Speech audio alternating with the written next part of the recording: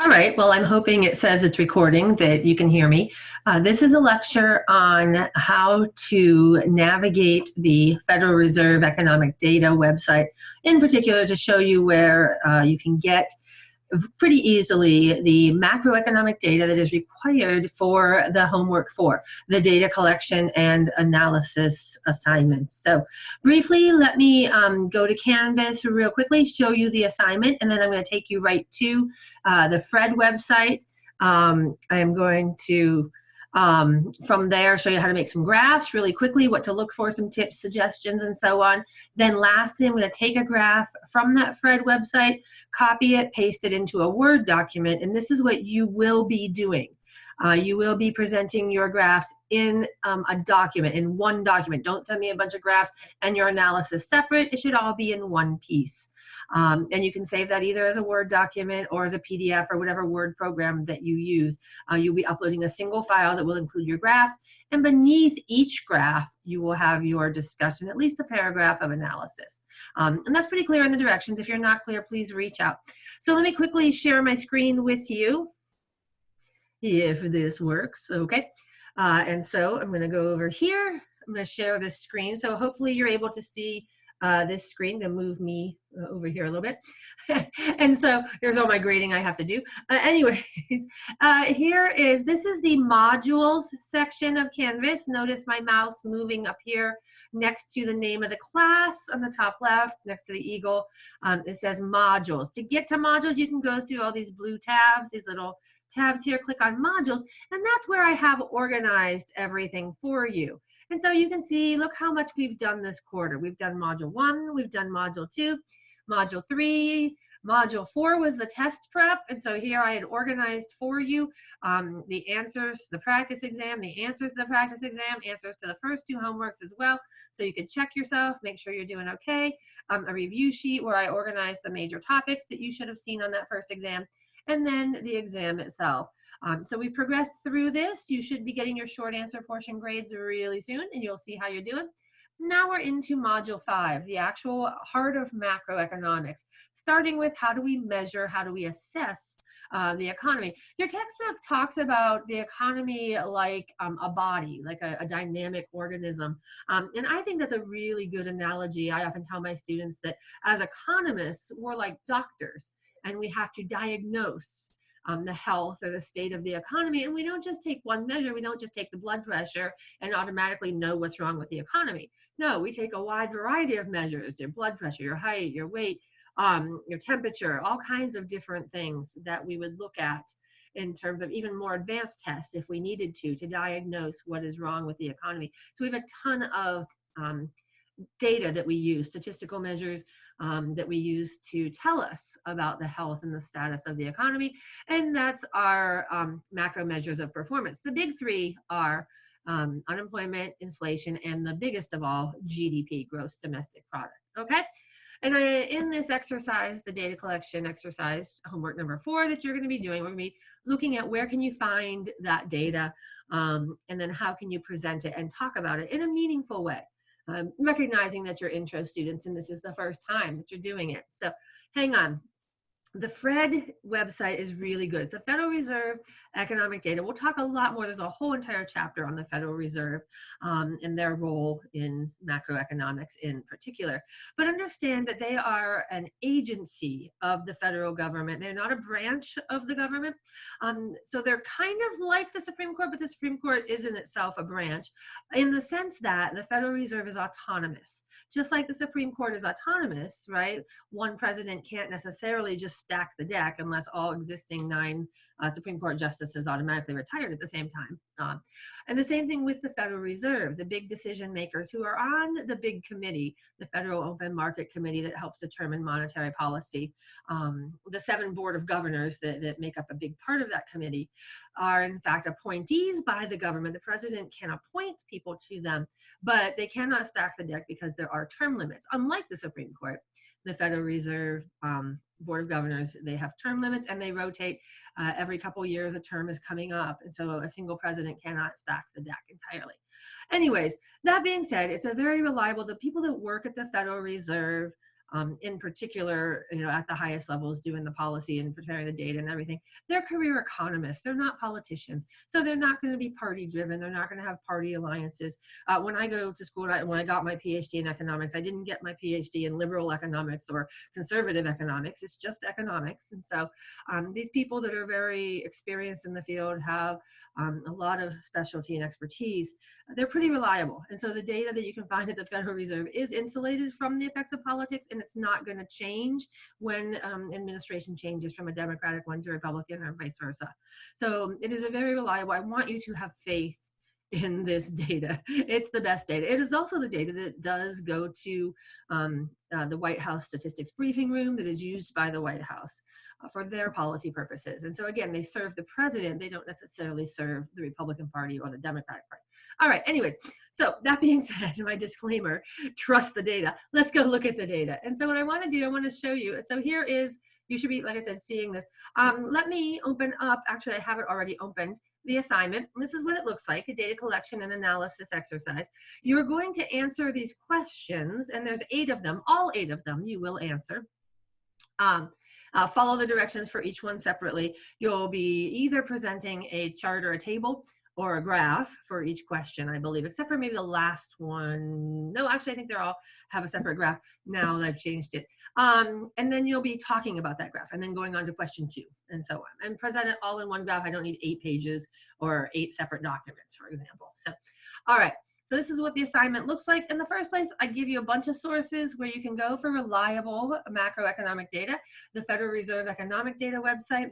In particular, this is through the St. Louis Fed. There are, in fact, 12 Federal Reserve districts. Each of the 12 districts has a particular expertise. And St. Louis, their job is education. And so their job is to make sure that the data gets out there and that people are familiar with what it means. And so they help people to understand what the Federal Reserve Economic Data is actually saying. So you'll find at the St. Louis Fed, in addition to the data itself, a lot of tools to help you understand things. And even if you're looking for a lesson in some area of monetary policy or something, what is the discount rate? What is it used for? Those kinds of things. You'll find those at the St. Louis Fed. Okay. Additionally, there's a couple other places you can go, the Bureau of Labor Statistics, the Bureau of Economic Analysis, and the Economic Statistics Briefing Room. The data at all these places will be the same. They all share databases, okay? So that's good news, right? I will show you the Bureau of Labor Statistics real quickly. Those are the big 2, the Federal Reserve Economic Data and the Bureau of Labor Statistics. In particular, there's a lot going on with unemployment right now and unemployment claims as we're going through a lot of states having the stay home, stay safe directives where people are staying home and not allowed to go to work in some states. So we'll look at that. I'll take you to the BLS. We call it the BLS in just a little bit. But let's go to the Federal Reserve Economic Data. And I'm not going to answer any of these questions for you in particular, because I want you to do the work. But let me just introduce you to the website. So let me go back. And then I'm going to go to, and I wanted to show you just how easy it is to find the FRED data. So this is just my search. This is a blank browser. So all I'm going to do is I'm going to type in capital F-R-E-D, right? FRED. I mean, there's got to be like a million hits with just FRED, right? Here we go. The first one that comes up. It's the one that's most requested, obviously. It's the most popular hit. Everybody uses this data. Okay, so Federal Reserve Economic Data, St. Louis Fed. So let's click on that. That will take us right to the site. Here is that FRED website, Federal Reserve Economic Research Data. Here we go. Okay, down here when you scroll through, and this is why you take some time, make sure you allow yourself enough time to do this project. Not only do you have to create all the graphs, make sure they're the right graphs, make sure that the right time periods, make sure that you get quarterly instead of annually, whatever the question asks for. So really pay attention to detail. That's an important thing that as economists we need to be able to do as well. And then get to know this website. There's a little bit of a learning curve, but once you do for graph 1 and 2, by the time you get to graph 5, 6, and 7, you'll be experts at this website, okay? So here is, right here, this is what we call, in this middle of the page or lower down the page, the most requested series. This is the part that most people are interested in. These are the common ones that the news media wants to know, the president himself wants to know, the policymakers want to know, and they have it all in one place here for easy clicking.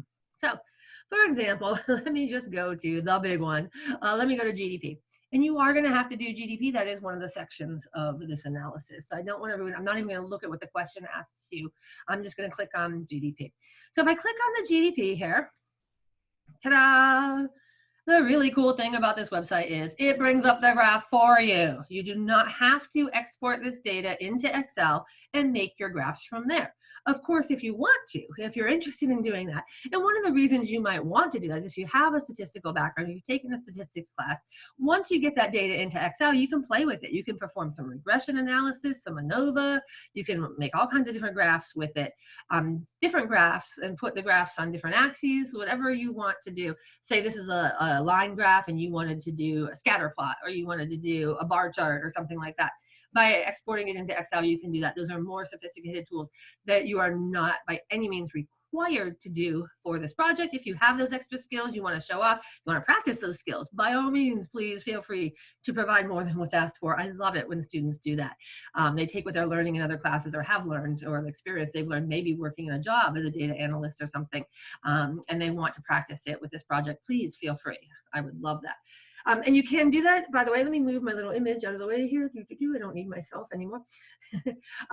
You can see that there's this download option over here on the right in the blue little bar. If you click on download, it'll give you different options, how you can do it, like a CSV file, comma separated file, and so on. That's easily read into Excel. It might even have an option to just export right into an Excel file, and that's fine too. You can do that all through download. For purposes of this assignment, you do not have to do that. What you do have to do is tweak this graph. This graph that popped up, let me just show you. Ta-da! Really cool thing about this graph, I like the way the Fred presents the data, is in this case, they arbitrarily chose 1948, I believe, down here. And I can click and see, no, I got second quarter 47. You see how that came up on the screen. And then all the way to the current, most recent first quarter of 2020, okay? So that's all the data in here. This is, as I believe, this is annual. Oh no, it's quarterly, duh, because it says quarterly too. Hello, it's quarterly data. It is smoothed in terms of they connected the dots from one quarter to the next. And you can see this dramatic drop off that we had due to the COVID here, way off in the right at our last quarter is down 5% from the previous quarter, meaning the fourth quarter of 19. Okay, but anyways, let's say, now I need to change this. Oh, another reason I like this is you see these gray shaded areas? Look at most of the graph background is white, but you'll notice there's these gray areas. And coincidentally, the gray areas coincide with these dips below that black horizontal line. And so one of the cool things about this graph is they've done a percentage change for us on here. And so this is actually percentage change graph. This is not actual GDP. It's not in level form, so be careful. Units, percentage change from previous period. If I ask for actual GDP, I do not want percentage change. You'll need to change that, okay? If I ask for percentage change, this is the right graph. However, maybe I'm gonna ask for GDP from 1970. And so I don't need those first 20 years. You're gonna need to edit this to get only the right years and also the right units. So cool thing is we're over here by that download bar is the edit graph bar. So I take and hit edit graph, and it's going to allow me here to now notice how the units are percentage change. And by the way, another quick comment about GDP. If I'm asking for real GDP, it has to say real GDP. If it does not have the word real in front of it, it is what we call nominal GDP, which is in GDP that has not been adjusted for inflation. So you have to be really careful and make sure that if I ask for real, you give me real, and don't be casual and just give me regular gross domestic product. You'll see the difference. There's a whole chapter on going between real and nominal and how we adjust and all that good stuff. But the more reliable macroeconomic measure of our economy is the real GDP. And so that's why this one is super important. Okay, so units, let's just go and see what my options are. If you click on that little down arrow, you can see, and I can just go percentage change, percentage change, percentage change. Oh, and then there's an index. Don't want that either. This is real GDP, dang it. But anyways, index. So if I go to an index, it's not going to give me the actual values. I want to know what the actual value of GDP, real GDP was. And that didn't appear. This was percentage because I guess when I clicked on the real GDP, it was a real GDP growth rate. I'll go back and I'll show you the difference, okay? But anyway, so percentage change, let's say I wanted annual instead of quarter, or let's say percentage change from preceding period. And then if I wanted annual, modify frequency. And so I go here, and if I want to go annual, I can change it to annual and leave it at average. That's the best way for now, okay? In terms of if I want to change the years, okay, and I can, when I close out of this one, this option, here's my X, where's my X, there we go. Right here are the time periods. And so above the graph here, where this starts, 1948, it looks like. Yeah, that's what it is. I can go and I want to say 1970. 1970, right? And why are you not letting me click on 1970? Okay, and I'll go from beginning of 1970, 01, and then to the current period. It'll only let me go, wait, 2019. I wanted to go 2019, 12. Dash. See if it'll let me type in 01. Right? Okay, so there we go, 19. Nope, anyways. Oh, because it's annual. That's fine. Anyways, so here is what I'm asking for. If I was asking for GDP from 1970, make sure you give me this graph in annual, right? Instead of quarterly from 1948. So pay attention to your units, pay attention to your time period, right? And then this is not real GDP. This is percentage change real GDP. It's not in level form.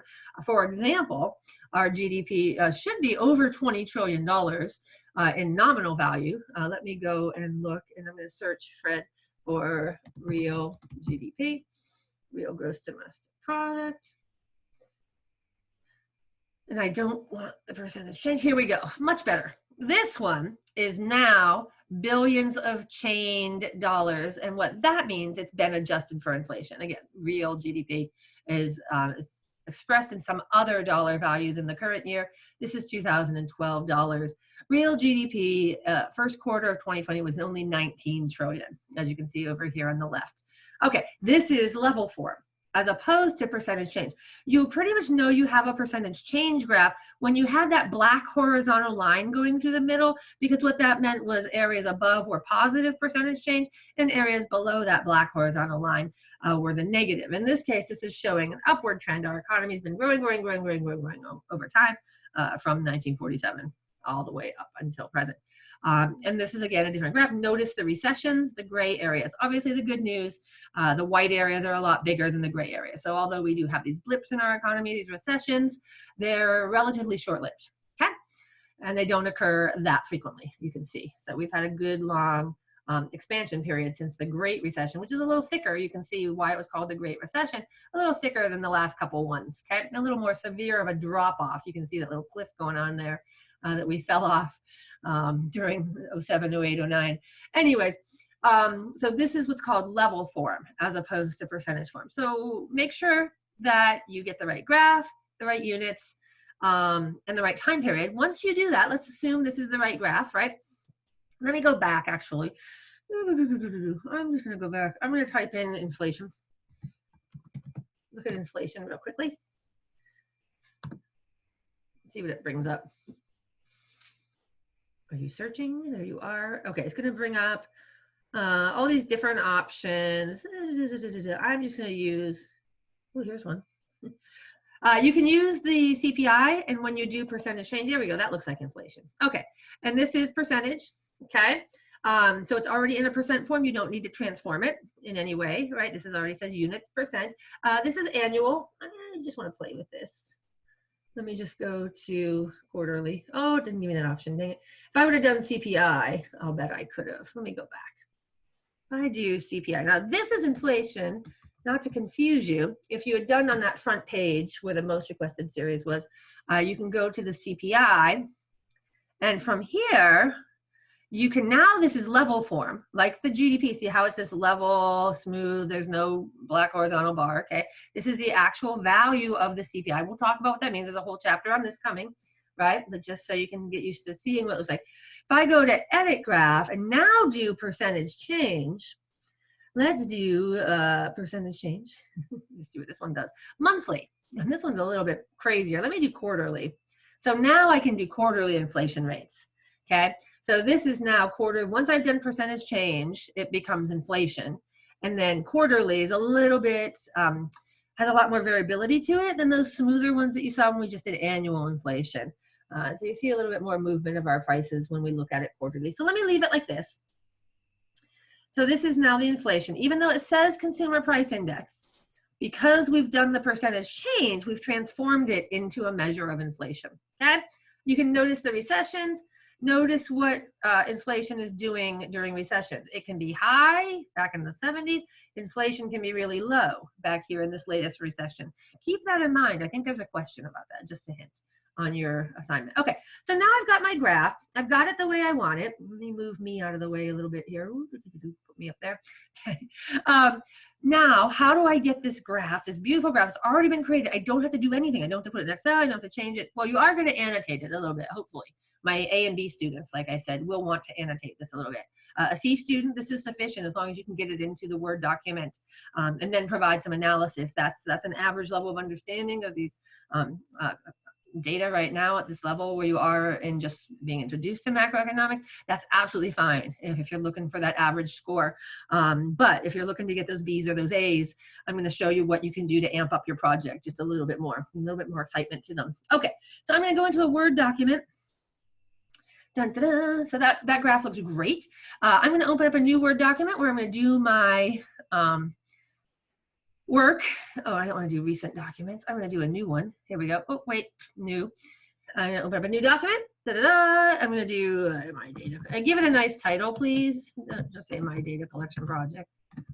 This is too boring, but give it something interesting. The title, own it, put your name on it.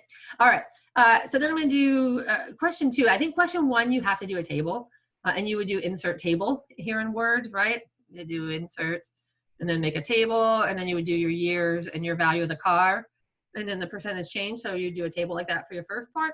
But let's say you're doing a graph, and so now I want to get that graph from the browser into my Word document, and screen clipping is your friend. I love screen clipping. And so if you come over here, insert is the option, screenshot, screen clipping. And this allows you to move your cursor and clip out just what you want from the page. You don't have to copy the whole page, that's sloppy. You just want to trim that graph, that really cool graph. You want to own it, grab it and put it into your project, make your project look really cool. So let's hit screen clipping. Oh crap.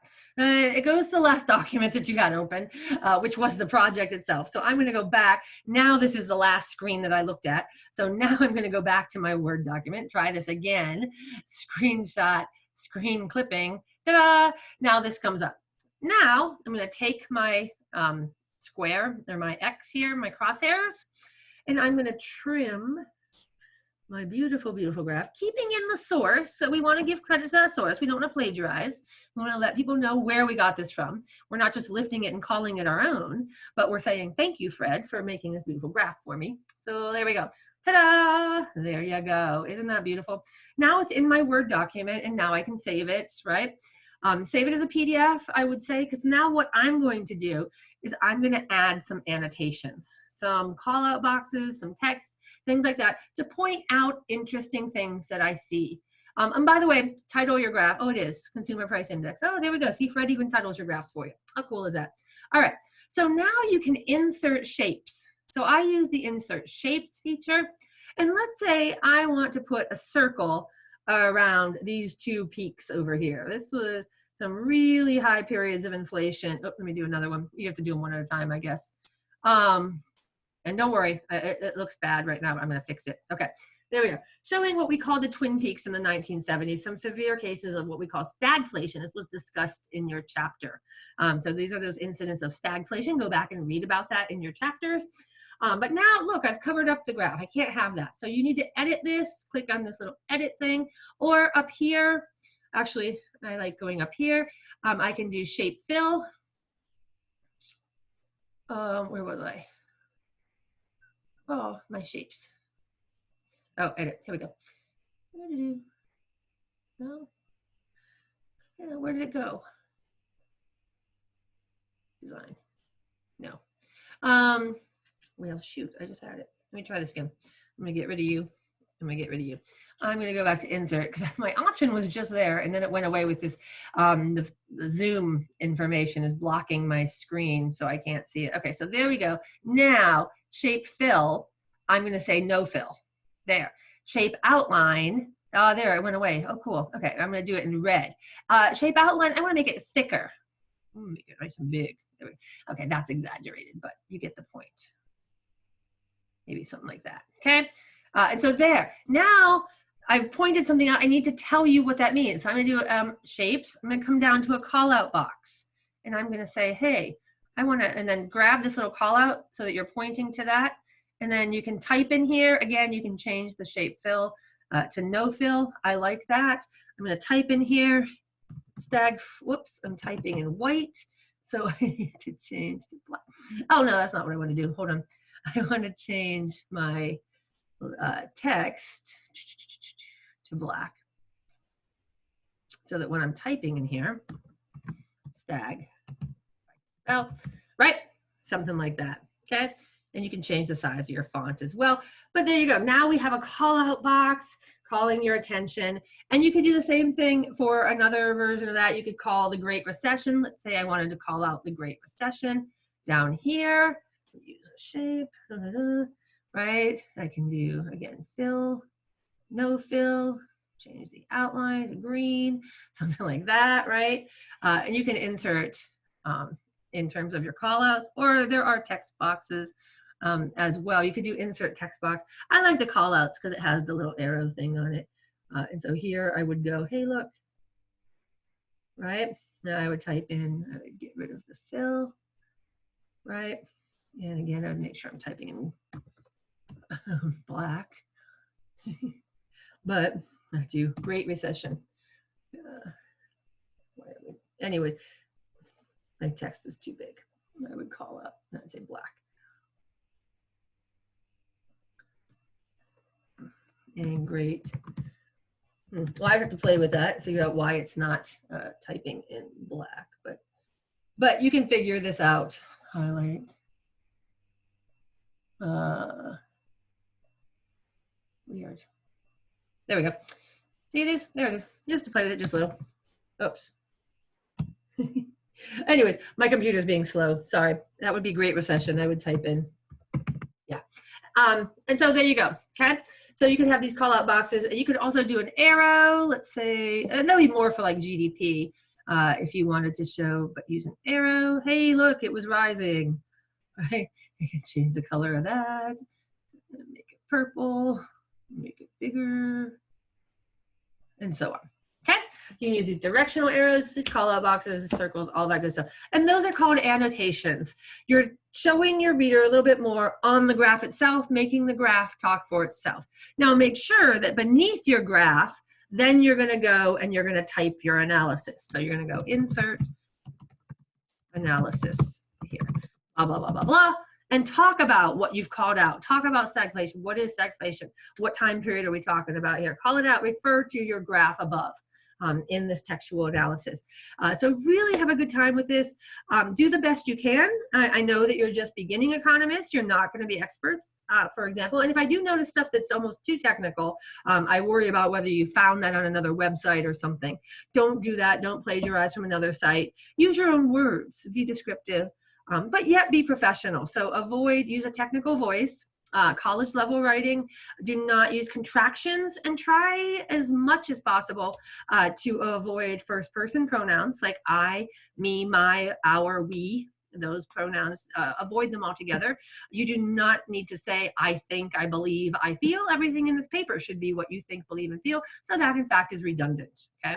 Don't need to do that. Just go ahead and say, I think that GDP did this. Just say, GDP did this, right? Okay, it's your paper. You have the right to say that.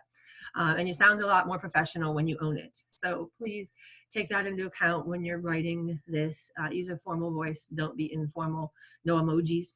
Things like that. So, okay, so hopefully that's enough to get you started. So you'll have a graph and a paragraph or two of analysis for every question. I think there's 7 or 8 questions on there. and then just follow the instructions. If you have any specific questions, can't find your data, want to make sure that you have the right data, want to make sure that your graphs look right, just send me whatever you got. Just send me a graph and say, does this look right? Hey, do my annotations look okay on this? Is my analysis here sufficient? I don't need to look at your whole project. Just send me a little clip of it and make sure that you're on the right track, so that if you did want to send me your whole thing, I don't have to go back and say, oh my gosh, you're totally way off track and you have to start from scratch. So I'd be happy to look at anything along the way, any piece of your work to help you. All right, so I hope that's enough. I apologize for taking so long, but I did want to let you know what your graphs should look like. So they do not need to be handmade. They do not need to be done in Excel unless you want to. If you want to put it into Stata or into SAS or SPSS, by all means, go ahead. Play with it if you have those tools. But this is going to make a nice little project that you should be proud of, I think.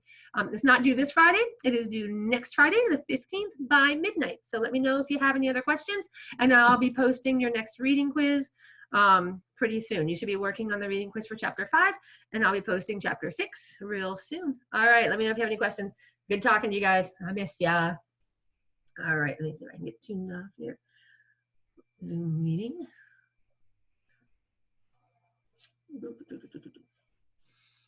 Let me go back. Stop. Okay.